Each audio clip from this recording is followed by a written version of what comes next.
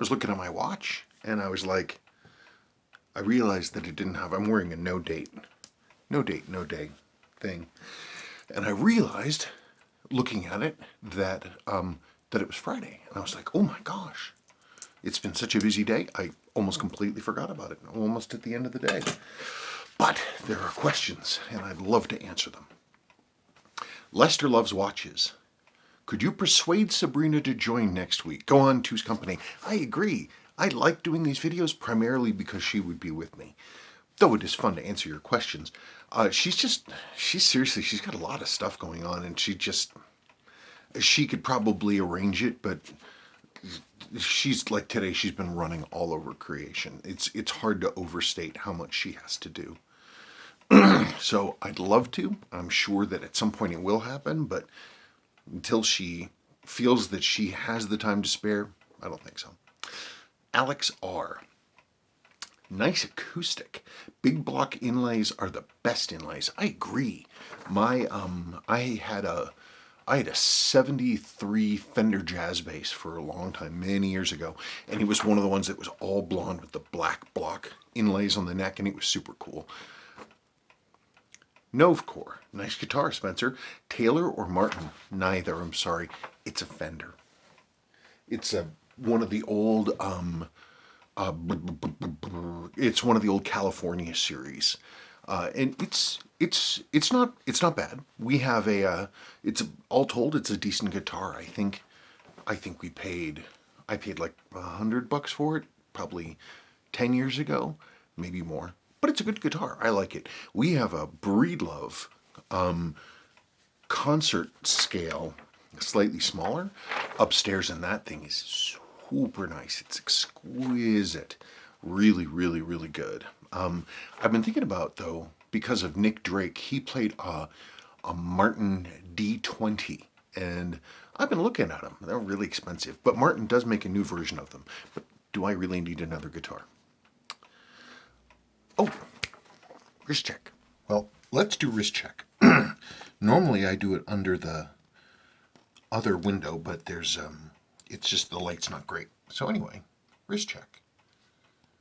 This is my 5513, right? I always get confused, 5012 or 5513. One has 2 lines, one has 4 lines, and the one with the 4 lines has the higher grade movement, which is what this has. I don't know. I get numbers flipped around inside my head. Anyway, I built this thing out of parts, pieces. It's a nice watch. You can bonk it around every day, but it's got an exquisite movement under the hood. Super nice, extremely accurate. It's a mostly original dial loom, though it had some repairs done a long time ago, because the loom sometimes on these will just flake right off the dial, and so I firmed all that stuff down. I beefed up the old repairs, and I got in a handset that already was missing all the loom, and I re-loomed the handset to closely match the dial, and it's nice. Oh, I didn't mean to show these off. It just things I'm working on. This loom was black, so is this loom, and I've been working with my Revital loom, and it's very fun. Also working on Revital loom right there. This one was another one, a perfect dial service black loom, but it's improved. Getting there. Found this going through the drawers. It's an early piece. One of the first sport divers. Okay. Anyway, so it's nice because, I built it. This watch wouldn't exist but for me, and I took parts that had been abandoned, orphan parts, and other stuff I was able to hunt down and make a watch again. I wish I had the ability to do case machining now. I would want to. These lugs are kind of rounded on the top, and they should be nice and flat.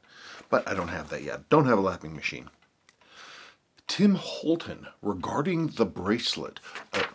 This is the bracelet I was talking about on the 6139 6010 with the 3 triple links. Let me put a picture in for you.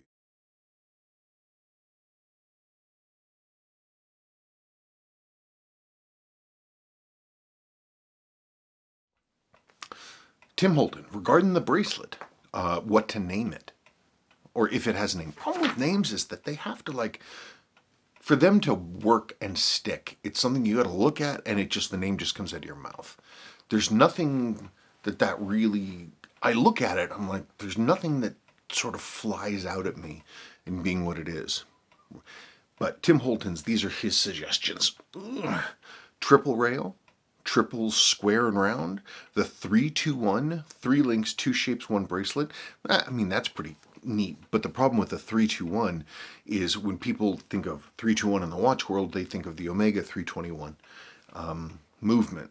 So that wouldn't be the triax, the jingle, the rattle, the 3-way.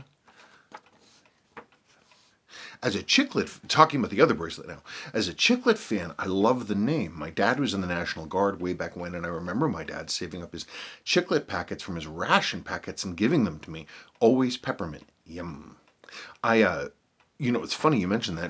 When I was a kid, when we were kids, you could go to surplus stores, and military surplus stores were actually like legitimate surplus. Like, I remember going, and there were huge cardboard 55-gallon drums, shipping drums completely full of World War II shoulder patches that had never been used.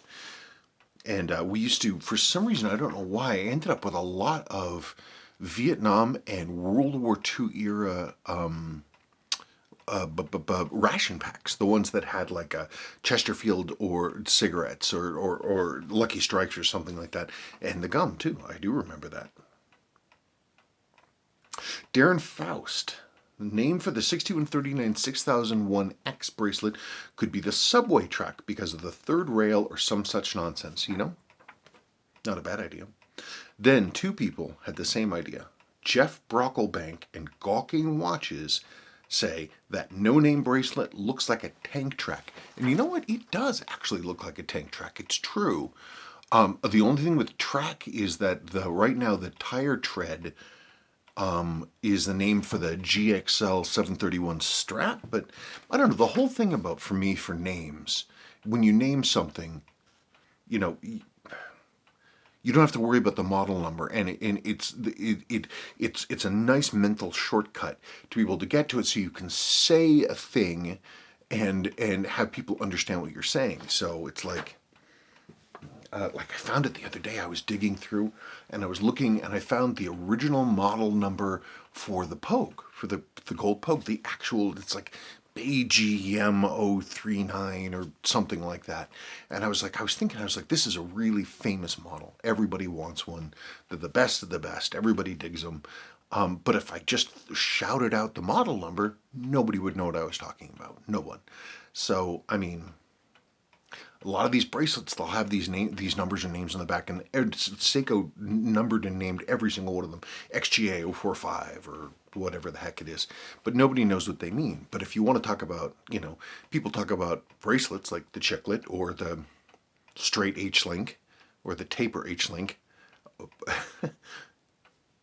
Sorry, I laugh because as far as I know, I'm the first person to actually call them straight and taper. I don't remember about the H-link. I have no idea. But the nice thing about that is everybody knows what you mean. They don't have to remember a model number or anything else like that. But this bracelet's pretty uncommon, and people aren't going to see a lot of them. And they're worth cutting down, but the name just hasn't come out yet. Jim Canataro, still talking about the bracelet. I would call that bracelet the bear claw. Now that's interesting. Let's insert that photo again.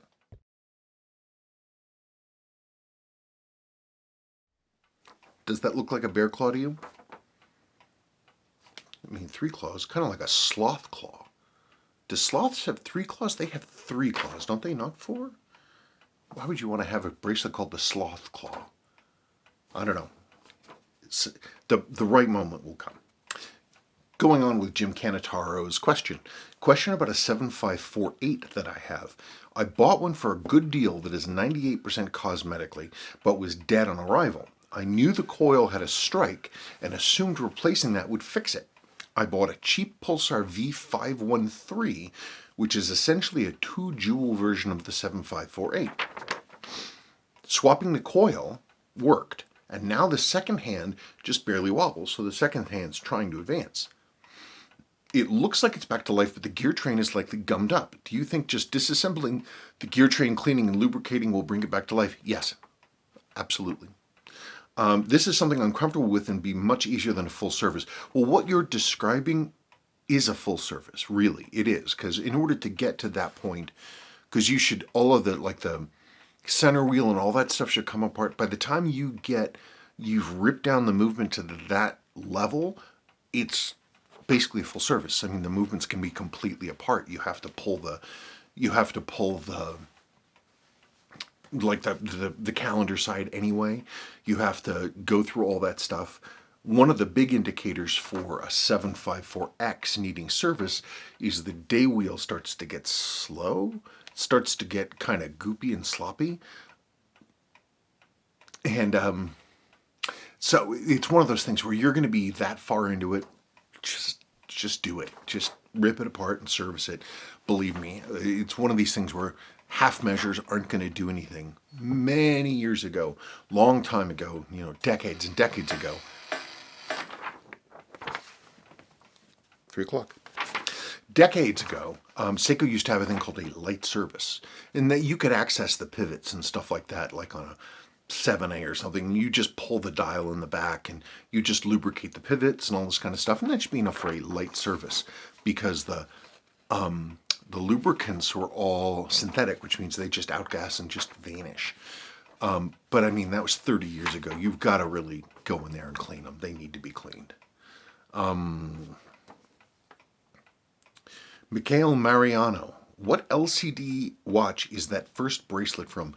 This was there was a video last week about offering bracelet choices to Lane, and everybody chose the first one, which looked as similar as possible to the correct original bracelet for that model. So brushed with PVD black. That bracelet came off of a Seiko A159-5019-G. Don't ask me why there's a -G in there, but there is. They're cool watches. They were expensive in their day, but they're cool. Yeah, so that's A159-5019-G. Daryl Willman.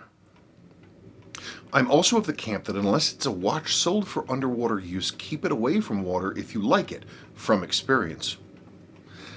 I always take off watches before washing my hands or doing dishes.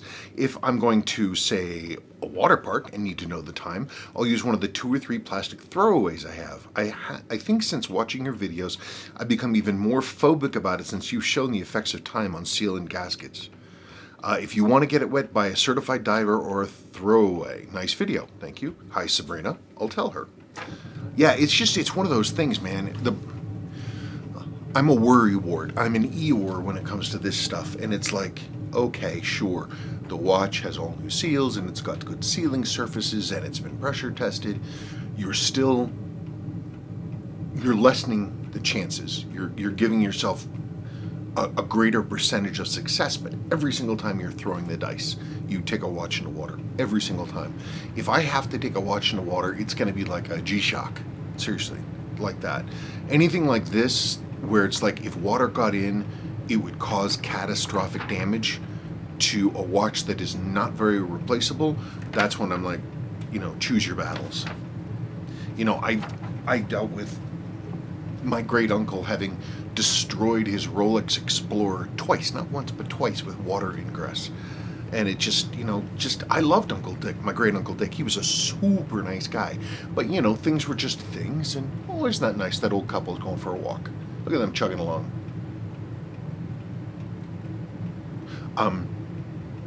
But he just, things were just things, and they didn't really think about it, and I don't know, I just like taking care of my stuff. Nacho Valenti. Hi, Spencer and Sabrina. Well, she's not here, but I will tell her you said hi. First of all, thank you, because this is one of the good times of the week. A cup of coffee and watching and listening to the mail call on Saturday morning. Well, I'm glad to be part of your Saturday morning ritual. I'm sorry Sabrina's not here, but we're going to keep it going.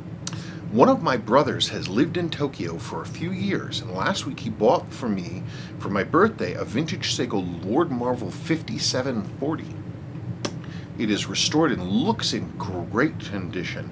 Although it's a 35mm watch, it seems to me a beautiful watch, and I would like to know your opinion about the movement. Thank you very much in advance, and thank you also for your always interesting videos. Thank you for telling me my videos are interesting. That's nice of you. The Lord Marvel 5740. This was, for those of you who don't know, it's a watch. It's notable for a few reasons. The look of it is pretty unique. It's a white silver linen finished dial with black applied metal Arabic numbers, but in sort of a cursive. It's a very unique looking dial, especially for that time, and the fact that they're black anodized, or I'm not even sure how they're black. Maybe maybe it's some kind of like chemical change, like a bluing or something. I'm not sure. And they look really cool. They were Seiko's first test bed, if my memory is correct, for a high beat movement. That's 36,000 beats per hour. Comparatively, to talk about, other things like my, early Rolexes are like, they're 18,000 beats per hour. So that's half as many ticks. The idea being of a high beat is that the more, basically, you're taking the same amount of time, a minute, right?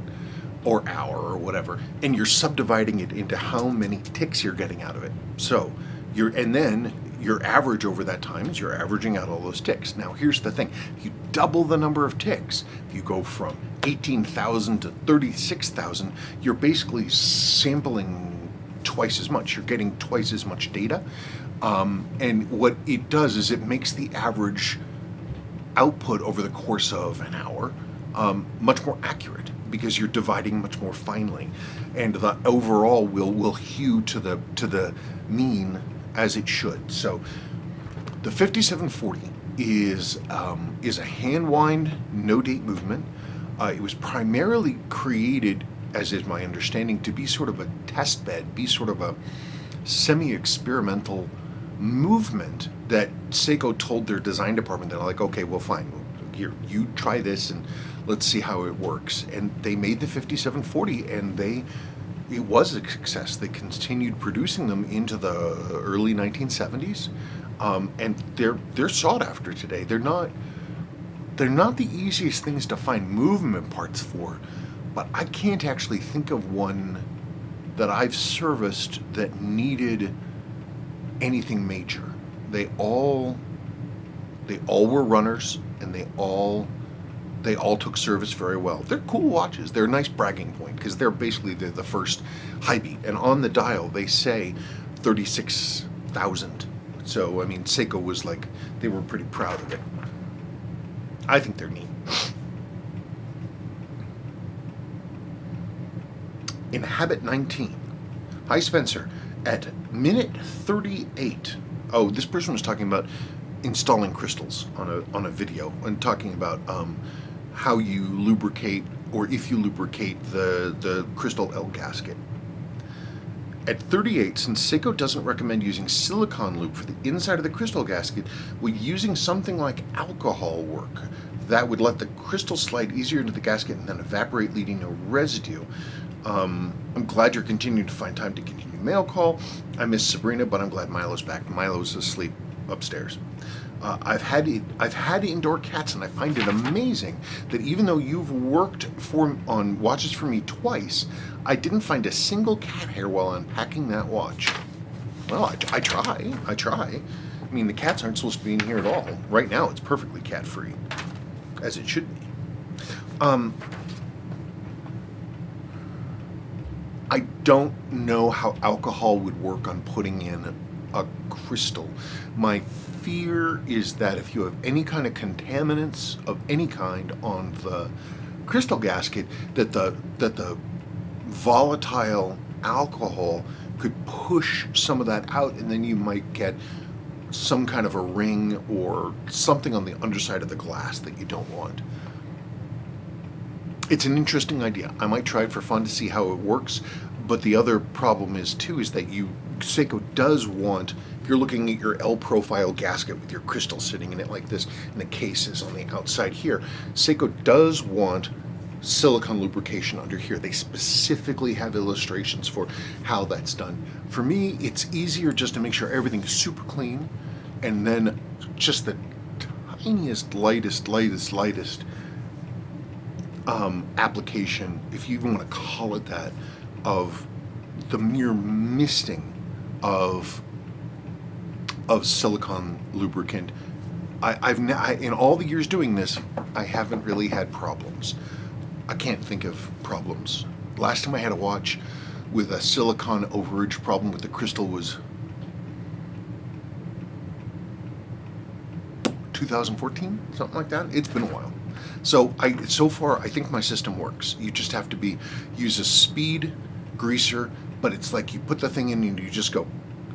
Normally it's like if I'm gonna grease like a crown seal, I put that in there and I twist it, make sure you want to get silicone oil everywhere. This is like you put it in and you just a little teeny tiny little thing, and then you take it out. And it's not like my speed greaser is soaking wet with silicone. It's lightly infused with it. So far that works for me.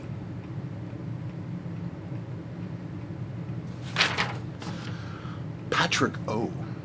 Hi Spencer, thank you for your reply. I was afraid of the 7T62 not being worth servicing. This was a question last week. He asked about a Seiko 7T62 chronograph. This is one of the modern ones. Seiko made a dizzying array of different 7.2 chronographs, and this is one of them. They're mostly plastic. Plastic is self-lubricating, so you don't have to really service them or lubricate them or anything. I was afraid of the 7T62 not being worth servicing. The lack of a trimmer is also disappointing. I know. Like you, I just hate to throw things out and replace them. Yeah, it's just such a waste. I agree. I'm glad to hear that the 8L35 is not super hard to service. Nah. I keep toying with the idea of getting a tuner with the 8L35 and wanted to make sure it was something anyone could service. The biggest deal with an 8L35, this is the only thing that freaks people out, is the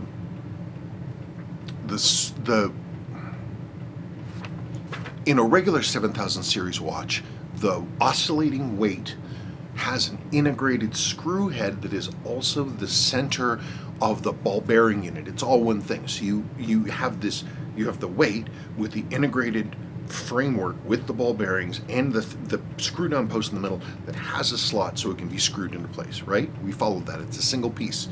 You pull off the weight and there's the screw bit in the middle with the slot. The 8L35, instead of being a slot, it's actually got a three-prong depression thingy. I had to make a tool. Seiko will not sell that tool. So I had to make one. And so that's really the only thing that's tricky is, well, there's two things. One, getting the crystal out, because you don't remove the crystal itself, you remove the crystal inside of its cartridge, and that comes out of the case. You don't remove the crystal itself without the cartridge. But the problem is that tool, I believe Adrian at Vintage Time Australia makes a version of that tool, but Seiko definitely will not sell one. That's the only thing. So, but anyway, I made a tool with brass and steel and solder. I made one, and it works very well. Okay, question for next mail call, again from Patrick O. Why did Seiko move to the 7C46 movement over the 7548? Was it just for better battery life? Seems to me the older movement is better built. Am I missing something here? What are your thoughts? Thank you. Well, let's take a break and let's look at the difference between the 7548 and 7C. Okay, 7C46 versus 7548. So 7548 came out basically at the same time as the 6309 divers, and it was a super high-end movement. So it went from, they built it for their highest range professional divers at the time, the 7549s, and then they propagated that movement all the way down to the base dress Seiko models as well as Pulsar. They used it, they used it a lot. This is a junk movement. Normally you'd see a coil right here, okay, but this is missing its coil. But we can go to, you can see, here's another junk one. With the spacer removed, you can see how burly this is. And this is a 7546, so this is not jeweled, but in the 7548 and 7549, it is. They're jeweled there. They're very durably made, and the architecture, especially in the front side, is basically, it's exactly the same as the 6309. In fact, physically, the movements are interchangeable, 100%. They produced the 754Xs. There, you can see this one. It's got that jewel in the middle.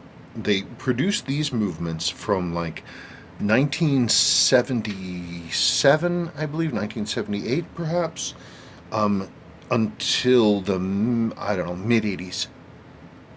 86, 87, something like that. The 7Cs were their successor. These were put out in 19... Oh gosh, I think the first ones, they were being made in very late 1985, and the earliest ones I've seen for sale were very early 1986. Like January, February 86, the 7Cs. These are still being made. They're being made today. Hang on a second. So the major difference is the 7548 is essentially, except for the plastic spacer circuit diddly thing there, it's all metal. This is obviously, it looks like it's all metal, but in fact it's mostly, it's a good part of it is actually plastic. You can see the spacer block there. Basically what the entire movement is built upon is this black plastic. That's obviously not the case with a 754X. It's much more lightly built. The 754X, like the 6309, it's almost like a mechanical movement. This thing is built like a truck. This is far more lightly built, especially with like this lightly pressed, stamped out materials, these overlapping plates for calendar correction. They have sort of a weak point too. This is the date driver. And if there's any kind of hang up or any kind of problem with this date driver, this wheel will, in fact, the driving finger will actually snap off, which is what you see here. It's gone. And these tend to break a lot as a result. One of the few parts for a 7C that anybody can get are those date driving wheels, because they have such a tendency to fail. But yet Seiko's been making them for 34 years now. Can't get any parts for them, but, you know, what are you going to do? Now, the great thing about a 7C, I mean, it's still metal train. It's still jeweled. It's a good movement. There's no way to really adjust the accuracy. Not really. There's a couple, you've got these, isn't that it? There's basically a couple wires that you can cut to adjust by a couple of seconds, but there's no way to come back, and once that's done, it's irreversible. Versus on a 754, it's got this baby right here, and this is a variable trimmer. Instead of being a one-time adjustment that's not reversible, this 360 degrees, which produces a sine wave of accuracy, faster, slower, faster, slower, faster, slower. You have to have a tester to be able to use this, because otherwise you're just shooting in the dark. But that means is that after a service, in good condition, you can dial one of these things into a few hundredths of a second accuracy per day. They're great. Seiko moving from this to this, I think, is pretty simple. What does Seiko want? They want ease of manufacture. They want lower cost of manufacture. They want less labor involvement in building the movement and in servicing it. So, I mean, with this one, think they had to, when they were building this thing, it had to be adjusted. I mean, it says unadjusted, but they made it so it could be adjusted, because that was the expectation of the time, is that watches would be able to be worked on. By the time these things came out, everything was disposable. But it's still a good movement. And perhaps this doesn't need to have an adjustable trimmer because perhaps they figured some stuff out where these tend to be just accurate as built rather than having to have a manual correction system to deal with, variations in materials and build and that kind of stuff. I don't have a problem with the 7C. It doesn't bother me. I think they're fine. I think these are great. But, 7C is a respectable movement. I hope that answers your question. It's all just theories on my part. I could be wrong, but just judging. A couple is running and their preteen daughter is accompanying them on a skateboard. I don't think I'm that far off base with my theories, but who knows? Okay. Aumkar, A-U-M-K-A-R, Aumkar. Spencer, I recently finished my 7002 restoration and thought you'd be interested in more details. What took me by surprise is the amplitude my watchmaker was able to achieve. 325 degrees at almost full power with an almost absolutely unbelievable regulation. I never imagined these Seiko movements type A balance would be this capable. 325, that's like, even in like a Swiss watch, like a really nice modern Omega, 325, that's really pushing it. As long as you're not running into overbanking, because 360 degrees, that's a full rotation, and then the watch will start trying to run backwards. And you get all kinds of problems. 325 that's a lot of power. I wonder what he did. It's very hard to make a 7000 series Seiko run that hot. I wonder what he's got going on in the mainspring. Did he replace the mainspring? That's a lot of power. It's great that you got that. My only concern with running that much power through a 7002 is about getting excessive wear and also strain on the balance. That may be overstated on my part, but if I saw 325, I would be kind of like my Omega Seamaster chronograph with Omega Calendar 1040, Omega Caliber 1040. I did this a couple of weeks ago. That's a nice movement. Ooh, it's a nice movement. And it cruises super steady, and it cruises at about 290 to like 305, somewhere in there. And that's what I really want to see. And that's a high beat too. I don't know, 325. I'll be very curious to see how that continues going. But it's good to know that you're happy with your project. Marcello Dietrich. Spencer, that strap pairing is gorgeous. Talking about the tan rally strap with the white stitching I had on that same Omega. Well, Marcello, thanks to you. You're the one who sent it to me. So thank you very much. Are you sure? I mentioned you last week. Let me know if you were just sending that to me so I could look at it. Otherwise, I'm in your debt. So please let me know. Gawking watches. I had the same thing happen to me. I built a custom watch and I sold it on eBay. The guy who bought it put it up for sale shortly after receiving it and got a quite bit more than I sold it for. So frustrating. Well, the only solace I ever got from finding out that someone had sold a watch that I had built was that that watch was not something I ever had to worry about ever again, because I remember years ago when this dude in New York was selling my watches.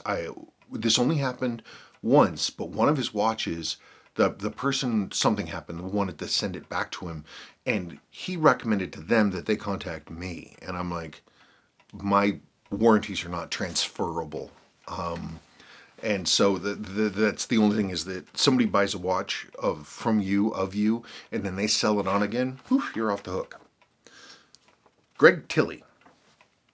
Question. I just purchased a Seiko Ladies 2205-3060 casual watch Any thoughts on the movement 2205? No, they're good movements. They're good movements. They're high beat. They're small. They're fully jeweled. They're kind of a bear to service because they're pretty teeny. And they've got some other funky stuff. I believe they have an integrated winding bridge and train bridge.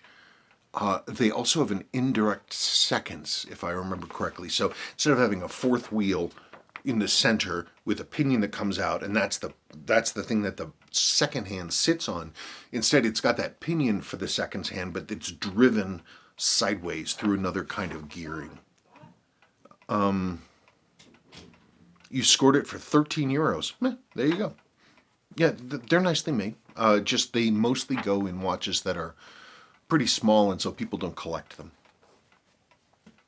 Marcos Vasquez. Oh man, another watch I need to find before the prices skyrocket even further.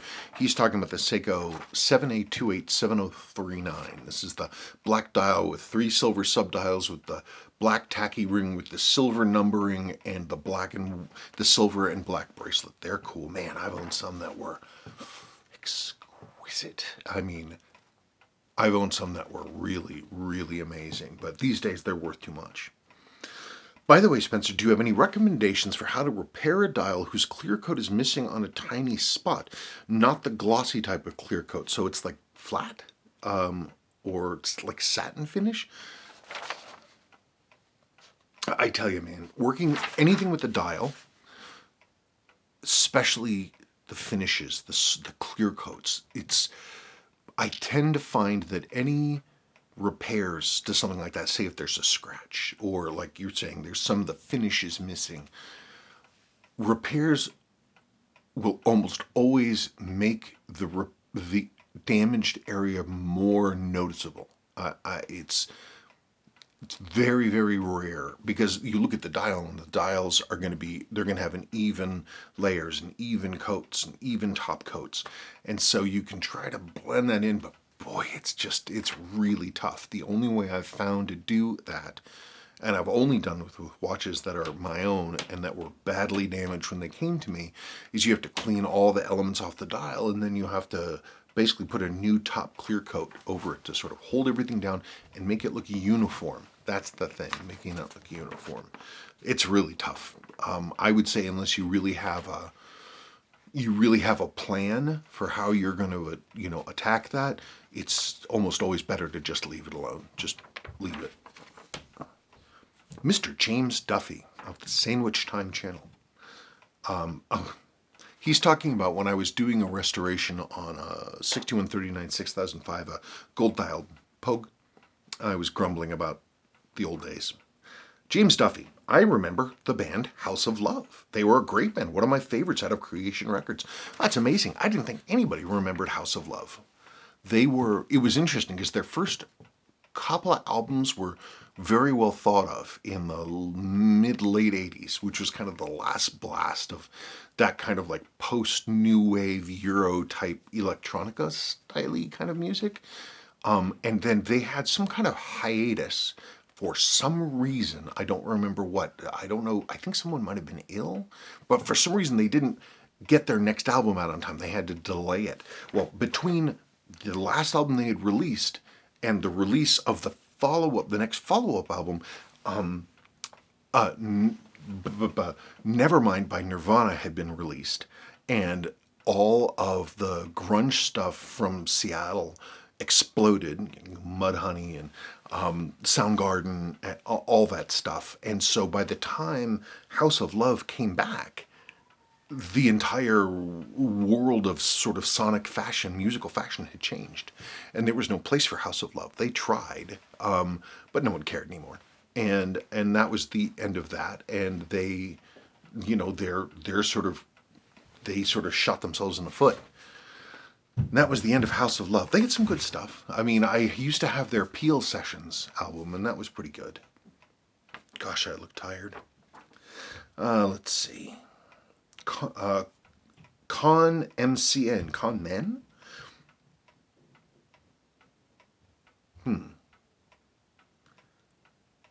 Oh wait, no, I missed a question. After the House of Love, Tim Holton.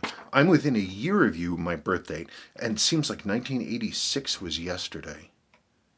Sometimes it seems that way. Sometimes, like when they watch the Back to the Future trilogies, I'm like, it's kind of amazing.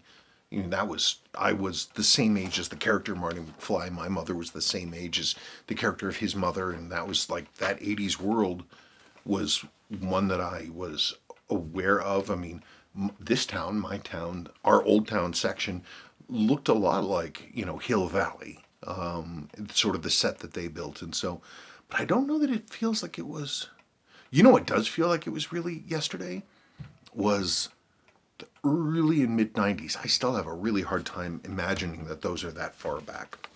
Okay, now, Con MCN or Con Men or however that is.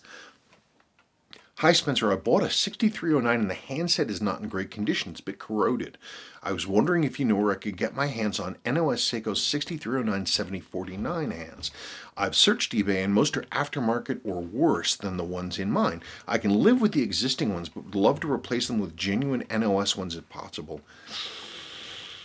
NOS 6309 hands. Well, it's kind of complicated. The original ones made back in the day, I can't remember the last time I saw one. There is a sets of modern equivalents being made by Seiko that are available from Seiko, or at least they were last year, year before. I made a little blurb. Well, the issue is that new old stock hands for the 6309 haven't been made in a very long time. You sometimes can find new old stock things, but the issue with these new old stock ones is that they are. It used to be they weren't available for a very, very long time, and then all of a sudden they showed up again. Like some of them that you could actually get, like Seiko started making these replacement parts. The issue is that they use modern loom, which is slightly green and it glows like a bastard, and so as a result it doesn't match the dial loom, so that can make it kind of tough. Anyway, I have had these for a very long time and I don't ever use them because the loom doesn't match. It looks weird. Okay, so anyway, I have these parts and I don't know what to do with them. I'm sure that when I finally kick off, when I get, when I die in a tragic blimp accident or I get hit by a meteor, I've told them all they need to do is just, make sure the grave is pretty well deep and just shovel all this crap in on top of me and just bury it and move on. Okay, last question. Jeff Kuritsky. Great job, Spencer. I think this is on the Pogue video. I have my dad's 6139 Pogue in running condition. Can you please tell me if it's better to like the secondhand run or should it be left static? Okay, well, this question always comes up. I talk about it a lot. A lot of people really worry about this. All I can give you is my opinion, and I'm absolutely capable of being entirely wrong. So this is just my opinion.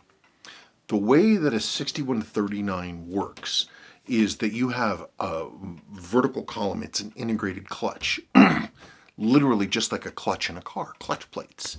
And when you push down, you're in the car and you want to shift gears, you push down the clutch pedal, and the clutch pedal, that the hydraulics push the thrust bearing. Thrust bearing goes work, and the clutch plates separate from the flywheel. So there's no more physical connection with power being transmitted to the back wheels. It's the same thing with a 6139. You have a fourth wheel section in this piece, and that is when it's stopped, it's turning independently because the clutch, basically you have your pedal down, you're riding the clutch plates are separated, and the fourth section wheel turns on its own, whereas the shaft, the pinion going through that has that sweep seconds hand on it, is static. It just sits there, but that means that the clutch spring is being compressed. Me personally, I grew up with my dad, if for some reason he wasn't driving, because all we had were manual cars. We never owned an automatic. He would say to my, my mom or my sister or my brother, whomever was driving, or me later on, "Oh, you're riding the clutch." Don't ride the clutch, Sandra. You're riding the clutch. You don't want to ride the clutch. You want to you use it and then you release it. The idea being is that when you have that chronograph stopped, you're compressing the spring, and the spring is the thing that often fails in those. When the spring fails, then you're screwed. There's no way to take it apart and fix it, and you can't get the clutch plates to sit against each other. So my initial feeling is always to leave it running. That said, it's kind of sometimes it bugs me wearing a 6139 or a 6138 and being like, crap, and feeling that I'm restrained from having it in one state or the other. And I was thinking about it, and when these get damaged, and when the chronograph springs fail, I have seen them personally fail. They fail not being stopped all the time and not running all the time. They fail during transitions, going from stop to started or started to stopped, but they especially fail during resets. And so you do a hard reset because you can't really modulate how much pressure you're putting in. It's not the way that Seikos are designed. And so you put all this pressure into the reset, and it can jink up stuff just like that. It's the only time I've personally seen a chronograph wheel fail was a hard reset all the way at the bottom of the dial. And it's something you see in a lot of 6138s too, is when they're totally original. They'll come in and you look at the 6138, look at the tip of the minute hand, and it'll have paint flicked off of it. And that's because somebody did a hard reset with the sweep hand at the bottom of the dial, and in between the bottom of the dial and the reset point, there was the minute hand. And so much force goes into that reset is that the tip of the sweep hand can deform. Basically, it sort of whips as it goes up because it's so fast, and it'll hit the minute hand. And when that happens, one, you can chip it, but two, that's a lot of shock. And so what happens then is that's when you can get your clutch spring failures. It's just something to be aware of. For me, I think I try to basically leave it in one state or the other. And if I am going from chronograph running, stopped and reset, I always make sure that the chronograph hand, the sweep hand, is like 2 or 3 seconds indicated past 12 o'clock. Just let it run past the top, push over the minute counter wheel, stop it, and then reset it. Because if you reset it from all the way the heck down here, bam, you get all this pressure. So me personally, I would say choose the one you like, and that's fine. Just don't play with the reset all the time. It's just one of the few things you just use it when you need it or when you like to it. Treat it with care and gentleness, and make sure that you reset it kindly. But I think that mostly would be fine. As long as you're not doing those big ass hard resets, it should be good. The way Seiko resets work is direct versus Swiss is typically indirect. So it's like you push that, when you push the reset button, it fights you at first. You're putting additional pressure on it. What you're trying to do is you're trying to overcome the post on the hammer has a kind of spring clip that the post sits in, and you have to give it a lot of pressure until this will tip back enough to allow it to reset. It goes click, cluck, and it comes back like so. So depending on the strength of that spring and whether the tip of it is lubricated properly, it can take a lot more pressure than it should to reset. Swiss doesn't do that. Like if you're going to reset like a Speedmaster or something else like this, chronograph, you click the button, and what the button does is the button then releases a catch on the inside, and the power of the internal spring resets the lever, and it goes boop. So the power of the resetting is always the same. It doesn't matter how hard you hit that button on a Swiss chrono. Generally, you're actuating a switch that's going to actuate a lever, and the lever does its own business, takes care of its own situation. Different than a Seiko. Seiko, you put a lot of pressure on that thing, and especially if it's not set up correctly or it's not lubricated correctly, you can put a ton of pressure into that thing, bam, and the reset is huge, far more than the chronograph wheel can take. So the way I get around that is to make sure that resets as light as possible. right when it comes past, the main sweep comes right over 12, and you stop it there, and you go click, and it just resets like that. It's the best way to protect. That's my thought. Okay, that's it, folks. Gosh, I'm tired. I'm tired. Get good sleep. Okay, everybody, you have a good weekend.